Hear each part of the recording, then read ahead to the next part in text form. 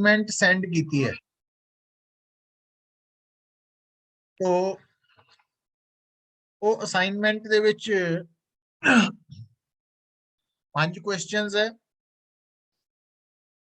तो और वो सारे क्वेश्चंस बेटा बेस्ड है सरफेस टेंशन वाले कंसेप्ट पे है ना जिदा कि मैं ਤੁਹਾਨੂੰ उस दिन भी दसिया सीगा भी ओदी थ्योरी थोड़ी पढ़ लूंगे तो ਤੁਹਾਨੂੰ बेनिफिट होएगा तो हुन अगर तुसी क्वेश्चन नंबर 1 दी स्टेटमेंट रीड करूंगे कि calculate the energy spent in spraying A drop of mercury मतलब आ सिंगल ड्रॉप ऑफ मरकरी है जिसका रेडियस है 1 सेंटीमीटर और इस ड्रॉप ਨੂੰ ਅਸੀਂ इक्वल साइज ड्रॉप्स ਦੇ ਵਿੱਚ ਕਨਵਰਟ ਕੀਤਾ ਕਿੰਨਾ n ਨੰਬਰ और n ਦੀ ਵੈਲਿਊ ਦਿੱਤੀ ਹੋਈ ਹੈ ਉਸਨੇ 10 रेज टू पावर 6 और हर ड्रॉप का साइज रेडियस स्मॉल आ रहा है and surface tension of mercury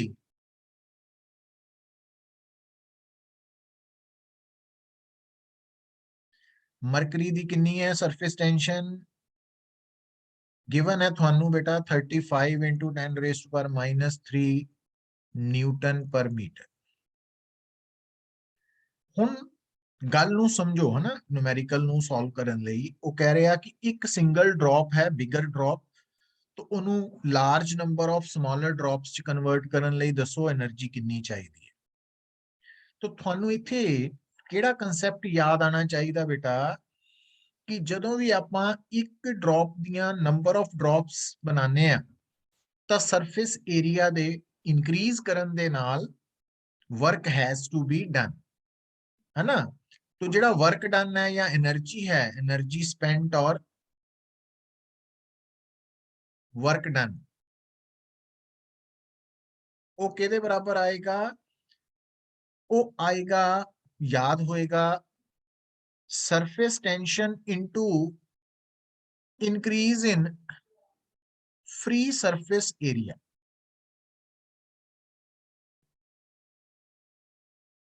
तो increase in free surface area की है बेटा जेड़ियां ड्रॉप्स है फाइनली आ फाइनल स्टेट है आ इनिशियल है ना तो फाइनल एरिया कितना आएगा एक ड्रॉप का एरिया तो है 4 पाई आर स्क्वायर ते कुल ड्रॉप्स है n माइनस जेडी इनिशियली ड्रॉप है सिंगल ओदा एरिया है 4 पाई आर स्क्वायर तो 4 pi sigma N R square minus R square आ बन गया है ना हुन थानू पुत्र जेड़ा कैपिटल आर है वो तो पता वा बट स्मॉल आर नहीं पता एदा मतलब आपां इस फार्मूले च स्मॉल आर नू बाहर कड्ढन लई है ना की करना पएगा तो थानू कंसेप्ट लाना पएगा कि ये जड़ियां n नंबर ऑफ छोटियां ड्रॉप्स है इन्हां दा टोटल वॉल्यूम सिंगल ड्रॉप दे बड़ी ड्रॉप दे वॉल्यूम दे बराबर है सो एदा मतलब R cube capital R cube by n है तो फिर स्मॉल आर की वैल्यू आर ओवर n की पावर 1/3 हो गई सो आ वैल्यू जो मैं इत्थे पुट करांगा पुट ਇਹਦੇ ਵਿੱਚ सॉरी इत्थे ता वर्क डन कितना आ जाएगा या energy spent 4 pi sigma n R square की जगह आ गया आर स्क्वायर ओवर n की पावर 2/3 माइनस आर स्क्वायर है ना तो आप फार्मूला रिड्यूस कर रहे हैं तो इत्थे की रह जाना n की पावर 1/3 माइनस 1 तो हुण क्योंकि जेड़ा n है वो थानू दिता 10 रेज़ टू पावर 6 तो ओदी पावर 1/3 हो गई 10 raise to power 2 100 so 4 pi sigma r square so 100 minus 1 so 99 into 4 pi sigma r square थोड़ा फार्मूला तैयार हो गया सिग्मा दी वैल्यू बेटा डायरेक्ट पुट करो बट आर दी वैल्यू मीटर च कन्वर्ट करके सब्स्टिट्यूट कर दो तो थोड़ा आंसर जूल च आ जाएगा ये गल समझ आई है कि नहीं आई?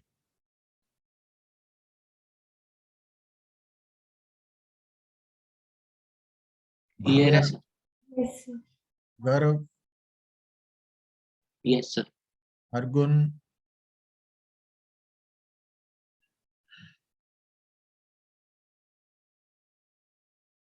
कृष्णा। Yes sir. सो फिर देखो बेटा, जेड़ा सेकंड क्वेश्चन है ना, मतलब ये जेडे सिलेक्टेड क्वेश्चंस है ये कंसेप्ट क्लैरिटी लिए भी जरूरी है, स्कूल पॉइंट ऑफ व्यू तो भी इंपॉर्टेंट है, कंपटीशन तो भी इंपॉर्टेंट।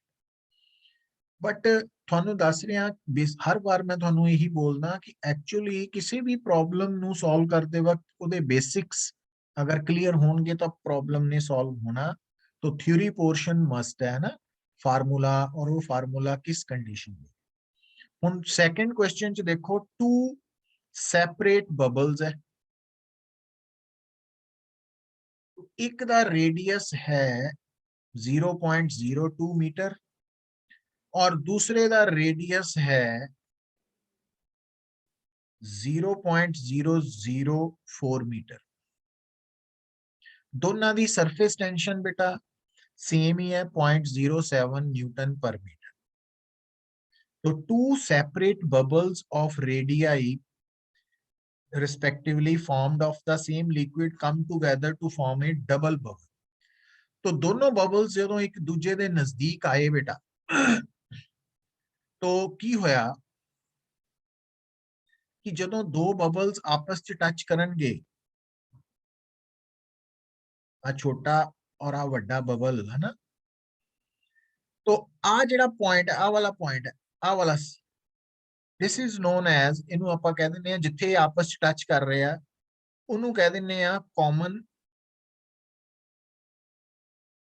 ਇੰਟਰਫੇਸ। ਹੁਣ ਤੁਹਾਨੂੰ ਪਤਾ ਹੋਣਾ ਚਾਹੀਦਾ ਕਿ ਹਰ ਬਬਲ ਦੇ ਅੰਦਰ ਜਿਹੜਾ ਐਕਸੈਸ ਪ੍ਰੈਸ਼ਰ ਹੈ ਉਹ ਹੁੰਦਾ 4 ਸਿਗਮਾ ਬਾਈ ਆਰ, ਹੈ ਨਾ। तो ਇਹਦਾ मतलब ਹੋਏਗਾ ਕੀ ਪੁੱਤਰ, ਜਿਹੜਾ ਆ ਛੋਟਾ ਬਬਲ ਹੈ ਕਿਉਂਕਿ ਇਹਦਾ ਰੇਡੀਅਸ ਘੱਟ ਹੈ, छोटा मतलब घट, वड्डा मतलब ज्यादा रेडियस, तो P1 प्रेशर ज्यादा होएगा, P2 प्रेशर घट होएगा, है ना।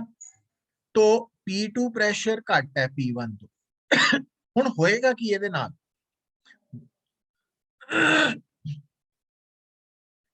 हुण होएगा ਇਹ ਪੁੱਤਰ, ਗੱਲ ਨੂੰ ਜਿਹੜਾ ਸਮਝੋ ਕਿ ਐਕਚੁਅਲੀ ਹੁਣ ਮੈਂ ਡਾਇਗਰਾਮ ਬਣਾ ਕੇ ਦੱਸਦਾ, ਜਦੋਂ ਇਹ ਦੋ ਬਬਲਸ ਟੱਚ ਕਰਨਗੇ, है ना, तो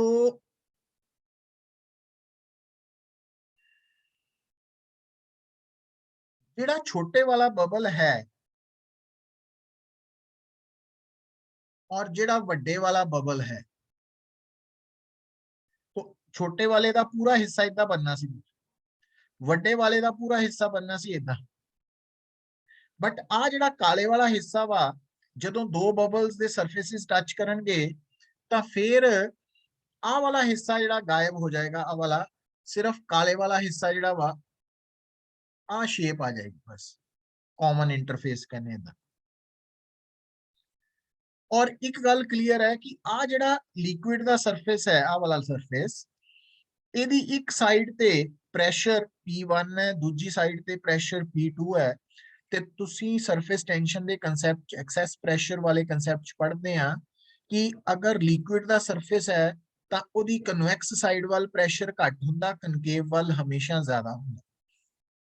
ਔਰ ਆਪਾਂ ਇੱਥੋਂ ਕੀ ਲੱਭ ਚੁੱਕੇ ਆ ਕਿ ਆ ਜਿਹੜਾ P1 ਪ੍ਰੈਸ਼ਰ ਹੈ ਇਹ ਜ਼ਿਆਦਾ ਵਾ, P2 ਘੱਟ ਹੈ, ਇਸ ਕਰਕੇ ਜਿਹੜਾ ਇੱਥੇ ਕਾਮਨ ਇੰਟਰਫੇਸ ਬਣਨਾ ਵਾ ਉਹਦੀ ਸ਼ੇਪ ਇਦਾਂ ਬਣਨੀ ਹੈ ਕਿ ਉਹਦੀ ਕਨਕੇਵ ਸਾਈਡ P1 ਵੱਲ ਹੋਣੀ ਹੈ, ਕਨਵੈਕਸ ਸਾਈਡ P2 ਵੱਲ, ਘੱਟ ਪ੍ਰੈਸ਼ਰ ਵੱਲ।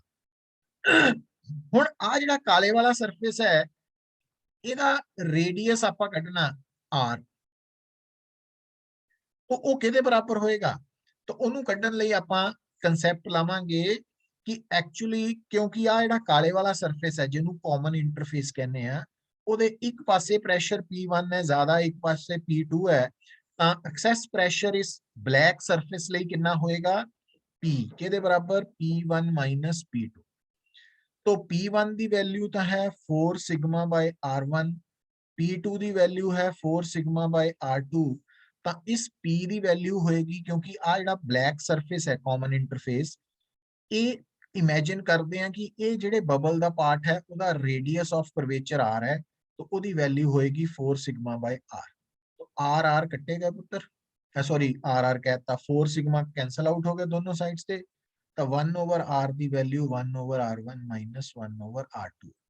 तो R1 R2 थानू दिते हुए आ पुत्र, वैल्यूज पुट करके तुसी R सॉल्व करना। ये काफी इंपॉर्टेंट है ना कंसेप्ट है। वैसे तो सारे सिलेक्टेड क्वेश्चन ही है, तो इनू ध्यान नाल कर लो है ना, जे कोई डाउट होएगा तो इनू पूछ लेना। फिर देखो जेड़ा पुत्र थर्ड न्यूमेरिकल है, water rises in capillary tube up to a certain height such that upward force of surface tension balances the force of 75 into 10 raised to minus 4 Newton due to weight of the liquid. If surface tension of water is this one, what must be the internal circumference of the गल की है आ मैं draw करन लगा ਤੁਹਾਡੇ सामने capillary tube. तो capillary tube ਨੂੰ ਜਦੋਂ ਆਪਾਂ ਲਿਕੁਇਡ ਦੇ ਅੰਦਰ ਡਿਪ ਕਰਦੇ ਆ ਤਾਂ ਤੁਸੀਂ ਦੇਖਦੇ ਆ ਕਿ ਜਿਹੜਾ ਲਿਕੁਇਡ ਕੈਪਿਲਰੀ ਟਿਊਬ ਨੂੰ ਵੈਟ ਕਰਦਾ ਤਾਂ ਉਹਦੇ ਅੰਦਰ ਲਿਕੁਇਡ ਰਾਈਜ਼ ਕਰ ਜਾਂਦਾ ਨਾ। तो ਇਹ ਜਿਹੜਾ ਰਾਈਜ਼ ਔਰ fall of liquid in capillary tube ਹੈ, ਤਾਂ ਉਹਨੂੰ ਅਸੀਂ ਕੈਪਿਲੈਰਿਟੀ ਔਰ ਕੈਪਿਲਰੀ ਐਕਸ਼ਨ ਕਹਿ ਦਿੰਦੇ ਹਾਂ। ਹੁਣ ਐਕਚੁਅਲੀ ਆ ਜਿਹੜਾ ਲਿਕੁਇਡ ਵਾਲਾ ਪੋਰਸ਼ਨ ਹੈ, ਆ ਵਾਲਾ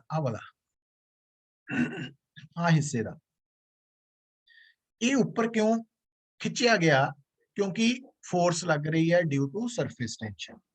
और वो कितनी लग रही है बेटा फोर्स, वो थानू याद होएगा कि एक्चुअली जेड़ा लिक्विड है ओदा जेड़ा फ्री सरफेस है वो कैपिलरी ट्यूब के अंदर नू इदा फोर्स लगांदा, तो आ वैल्यू हुंदी है एंगल ऑफ कॉन्टैक्ट दी।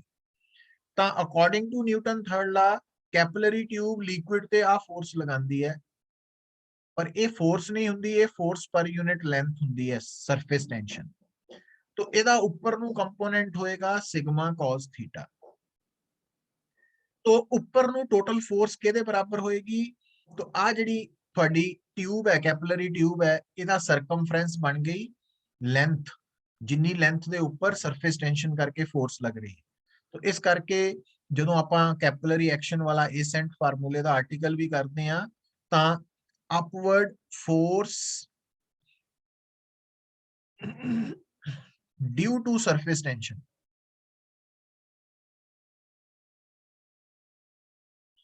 वो हुंदी है सिग्मा cos थीटा इंटू 2 पाई r। r की है इस कैपिलरी ट्यूब का रेडियस, ते इस कैपिलरी ट्यूब दे सरकमफ्रेंस दी लंबाई कितनी हो गई 2 पाई r। और ये फोर्स किनू बैलेंस करती है पुत्र, ये फोर्स बैलेंस करती है आ जड़ा मैं शेडिंग की है कैपिलरी ट्यूब दे अंदर आ वाली, तो इस लिक्विड दे वेट नू बैलेंस करती है।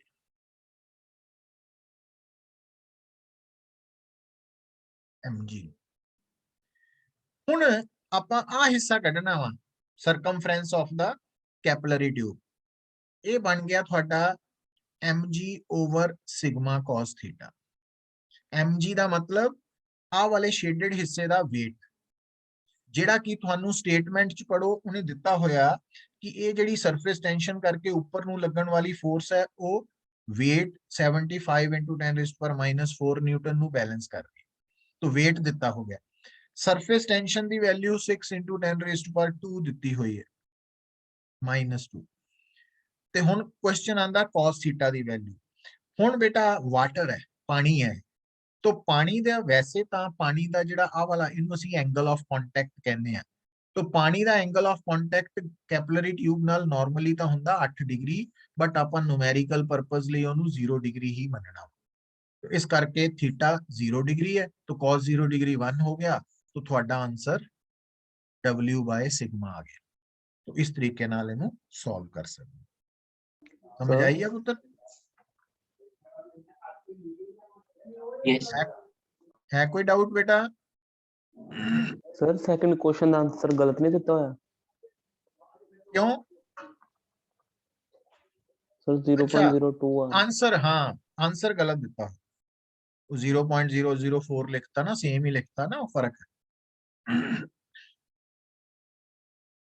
वो गलत आंसर हो, ठीक कर लियो।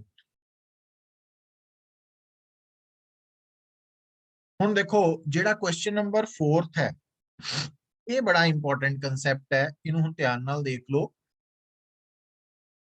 आ पुत्र ਤੁਹਾਡੀ कैपिलरी ट्यूब है, ਤੇ आ है ਤੁਹਾਡਾ लिक्विड, है ना।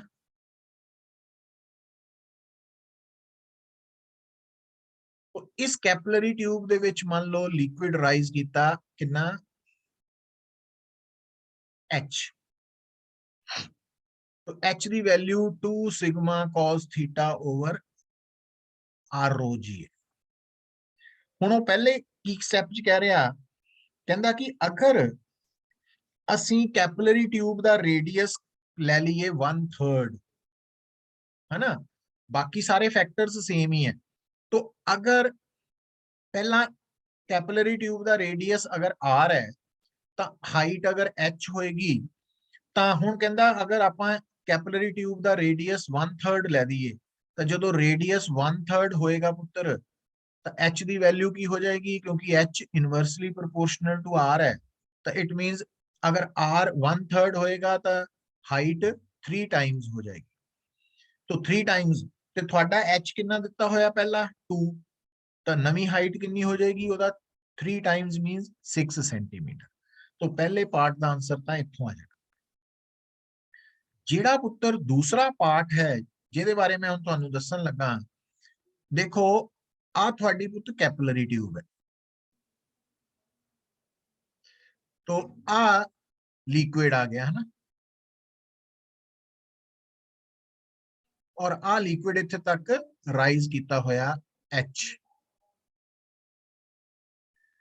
हुण अगर तुसी आ जिहड़ी ट्यूब है, जिहड़ी ब्लू कलर दी ट्यूब है, इस ट्यूब नूं तुसी इदां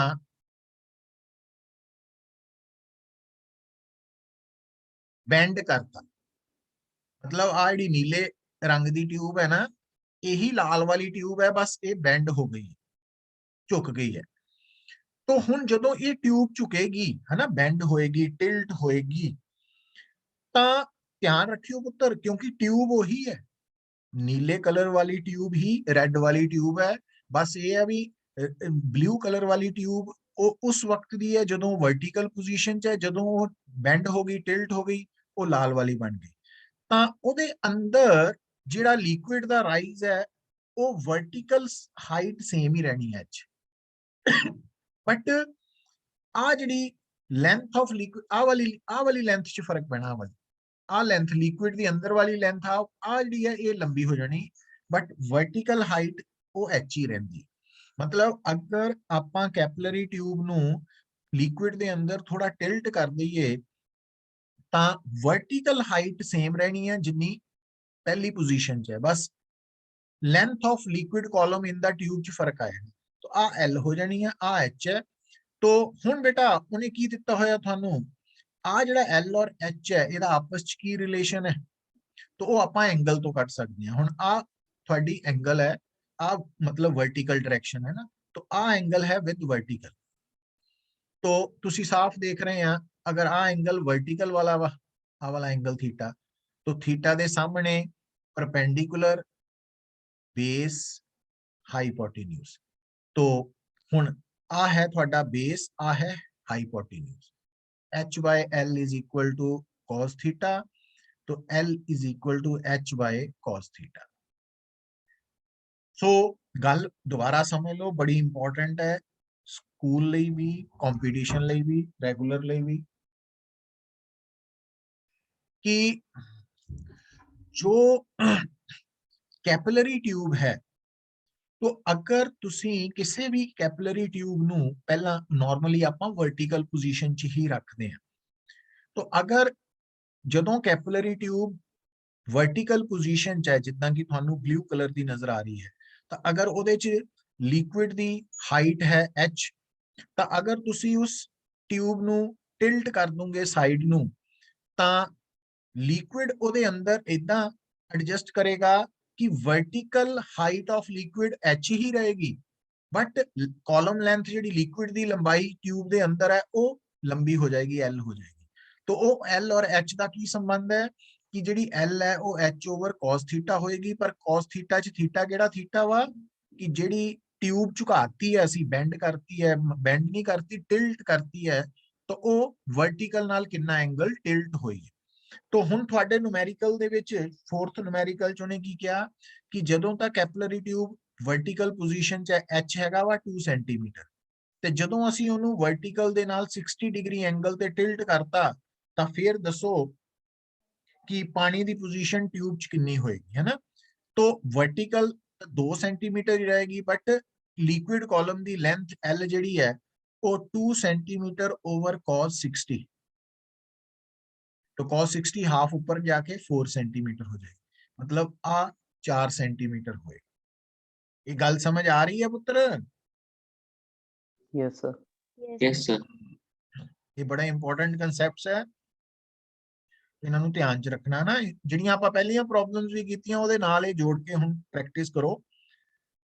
ਹੁਣ ਜਿਹੜਾ 5th numerical ਹੈ,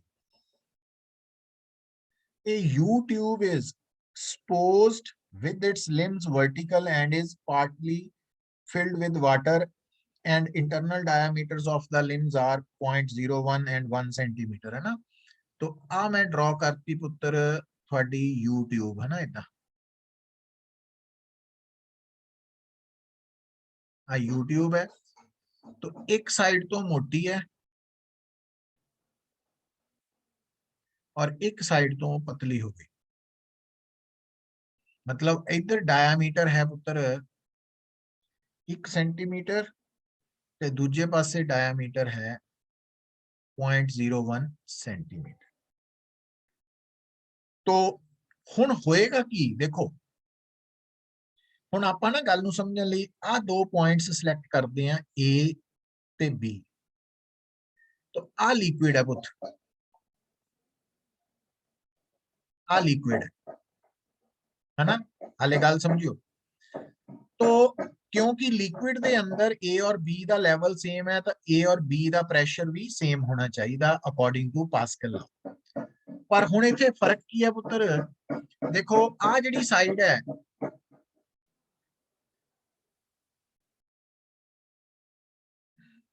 तो इत्थे जिहड़ा मेनिस्कस बनना वा, जिहड़ा अपर सरफेस बनना वा, तां आ जिहड़ा पॉइंट है पुत्र स्मॉल a, इत्थे प्रेशर है एटमॉस्फेरिक प्रेशर, ठीक है। और आ जिहड़ा पॉइंट है ना B, ये कित्थे बन रहा, हुण गल नूं समझो, इत्थे सरफेस टेंशन दा कंसैप्ट है पुत्र। तो आ जिहड़ा लिक्विड दा सरफेस है ओदी आ साइड A साइड हैगी, छोटा A साइड हैगी है कनकेव, B वाली है कन्वेक्स। सो A वाली साइड दा प्रेशर B तो हमेशा, कनकेव साइड दा प्रेशर हमेशा कन्वेक्स तो वड्डा हुंदा। तो अगर आपां कहिए कि आ प्रेशर B दा है PV, तां PV तो PA वड्डा वा, है ना, तो PA वड्डा होएगा, और PA दी वैल्यू PV तो कितनी ज्यादा होएगी, A ਦੀ ਵੈਲਿਊ PV ਤੋਂ ਐਕਸੈਸ ਪ੍ਰੈਸ਼ਰ ਦੇ ਬਰਾਬਰ ਹੋਏਗੀ, ਜਿਹਨੂੰ ਆਪਾਂ ਲਿਖਾਂਗੇ 2 ਸਿਗਮਾ ਬਾय R, और R1 ਲਿਖਾਂਗੇ ਰੇਡੀਅਸ ਆਫ ਕਰਵੇਚਰ। अच्छा ਹੁਣ ਜਿਹੜਾ A ਹੈ, ਇਹ ਪ੍ਰੈਸ਼ਰ ਹੈਗਾ ਐਟਮੋਸਫੇਰਿਕ ਪ੍ਰੈਸ਼ਰ, तो ਇਹਦਾ मतलब B पॉइंट ਦਾ ਪ੍ਰੈਸ਼ਰ ਕੀ ਹੋ ਗਿਆ, तो PV is equal to P atmospheric, है ना, A minus 2 sigma over R1। तो आ प्रेशर PV कढ़ लिया आपां। इदां ही पुत्र इत्थे भी आ है C और आ है D, तो आ है एटमॉस्फेरिक प्रेशर, है ना, तो D वाला प्रेशर घट है, तो D वाला प्रेशर कितना वा पुत्र, P atmospheric minus 2 sigma over R2। तो R1 है, R1 दी वैल्यू है D1/2, क्योंकि आ जेड़ा ए शेप है, ਇਹਦਾ रेडियस ऑफ कर्वेचर ਤੇ इस साइड ਦਾ रेडियस बराबर ही है, तो रेडियस b1/2 है। और इधरला रेडियस पुत्र r2 है, और r2 की वैल्यू d2/2 हो गई। अच्छा हुण गल नूं सुनो, हुण आ जिहड़ी हाइट है, आ वाली हाइट ये h2 है, और आ वाली हाइट जिहड़ी है, आ वाली हाइट ये h1 है। तो हुण आ प्रैशर ए पॉइंट ते जिहड़ा टोटल प्रैशर होएगा ते बी पॉइंट ते जिहड़ा टोटल प्रैशर होएगा ये बराबर है, क्योंकि इन्हां दोनों का लैवल सेम है। बट ए दे प्रैशर कितना होएगा, बी दा प्रैशर प्लस H1 रो जी, और बी ते टोटल प्रैशर होएगा जिन्ना डी दा प्रैशर है प्लस H2 रो जी। हुण वैल्यूज पुट कर देने आपां ना, ये मैं पूरी डिटेल च तुहानू गल समझाई है। तो it means P atmospheric minus 2 sigma over R1 plus H1 rho g is equal to P atmospheric minus 2 sigma over R2 plus आ कट्टे गए। ठीक है, हुण उन्हें की किया, आपां कड्ढना पता की है, दोनों साइड्स च हाइट दा डिफरेंस कड्ढना।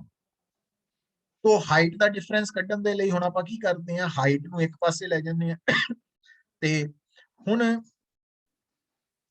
हुण क्योंकि इहनूं आपां आ जिहड़े आ इधर ले जन्ने आ इधर ले आने आ, तो ये बन गया 2 sigma over R2 minus 2 sigma over R1 is equal to H2 rho g minus H1 rho g. तो 2 सिग्मा कॉमन आ गया पुत्र,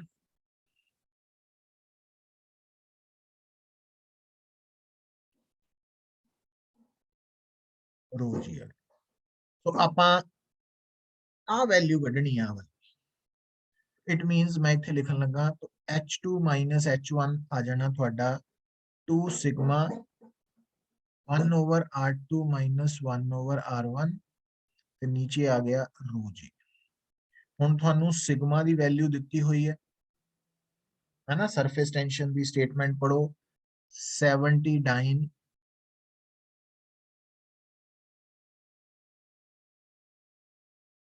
तो 79 पर सेंटीमीटर।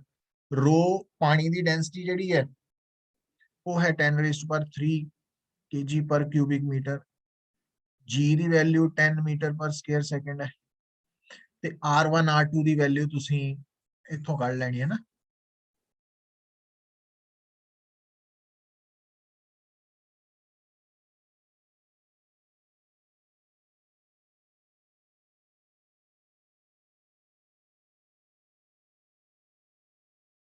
तो हुण जदों तुसीं आ वैल्यूज नूं पुट करोगे इत्थे विच, है ना, वैल्यूज पुट करोगे तो थानू आ डिफरेंस पता लग जाएगा। ये भी बड़ा सिलेक्टेड और इंपॉर्टेंट न्यूमेरिकल है। तो मतलब जे ये गल्लां समझ आ रही वा तो काम ईजी हो जाएगा तुहाडे लई। तो है थोड़ा जे मुश्किल कंसैप्ट मन्निया जांदा इन्हां नूं, मुश्किल इन द सेंस है भी रूटीन च नहीं ना आपां करदे तां करके प्रॉब्लम है, बट इनू एक बारी ट्राई करो और समझो गल। तो इत्थे तक समझ लग गई पुत्र?